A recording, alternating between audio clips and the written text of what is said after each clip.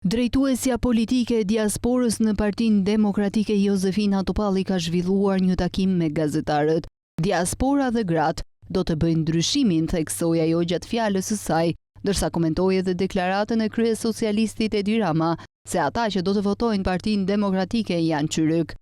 Pavarësisht se DHL-ja ka për detyrë pasi ato të votojnë që të shkojnë dhe të marrin zarfin e votimit, unë i ftoj çdo shqiptar, kudo që jetë, në Greqi, në Itali, në Gjermani, Amerika, por në cilin do vend tjetër, që të bëjnë sakrificën e fundit dhe të shkojnë të zyra më afërt e DHL-s për të dorëzuar zarfin. Siç e keni transmetuar edhe ju dhe jo falënderoj për këtë, ka pasur disa problematika. Një ndër problematikat është mos shkuarja në adresën përkatëse për të tërhequr zarfin siç është marrëveshja. Ka patur raste që ka munguar fleta votimit, ka patur raste që ato janë gjetur përballë hedhjes së zarfave o në oborr, ose është marrë nga kumshia me 10 zarfe dhe kjo nuk është e ligjshme. Ka ndodhur që kur janë nisur zarfet të ketë pasur duplikata, ka ndodhur edhe shumë proceset e tjera dhe me votën e tyre, me zarfin e tyre që po sjedhin në Shqipëri, sigurisht me sa duket ato do përmbysin regjimin që i përjashtoi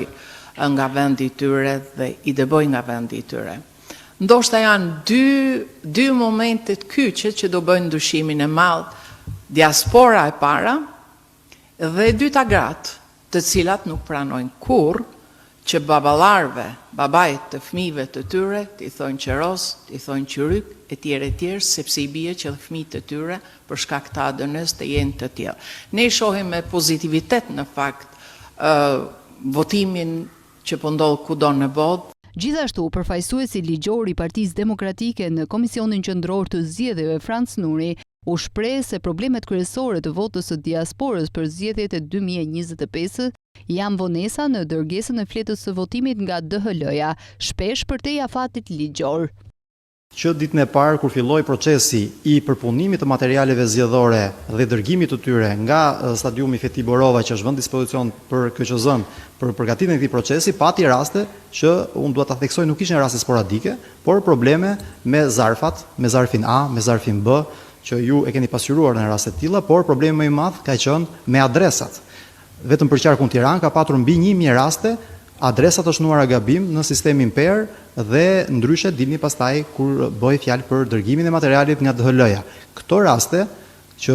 ne i kërkuam dona zyrtare KQZ-s reflektohen edhe tashmë sepse një pjesë e këtyre zgjedhësve në diasporë kanë të vështirë për ta tërhequr zarfin në momentin që ka gabim adrese apo ka gabim në numrin e telefonit apo në prefiksin përkatës. Tipologjia e problemeve tashmë është e gjithanshme. Unë do të thosha që problemi më shqetësues është ai që ka të bëjë me Greqinë në lidhje me rastin e Kretës, që është një krim zgjedhor që po ndodh dhe ka ndodhur përpara disa ditësh, ku publikisht disa individ të caktuar që pretendojnë se janë dhe përfaqësues të OJF-ve apo të shoqatave ndryshme aty, në rrjetet sociale Facebook e kanë dalë dhe kanë thënë hapur që kanë patur marrëveshje me DHL-n për të tërhequr me 10 zarfe. Kështu lihet kuptohet nga ato postime dhe unë pres dhe ne presim që s'pakt të ketë nisur tashmë hetimin kryesisht për këtë ngjarje, por edhe nëse nuk do ta bëjmë Partia Demokratike do të dorëzojë kallëzim penal sa më parë.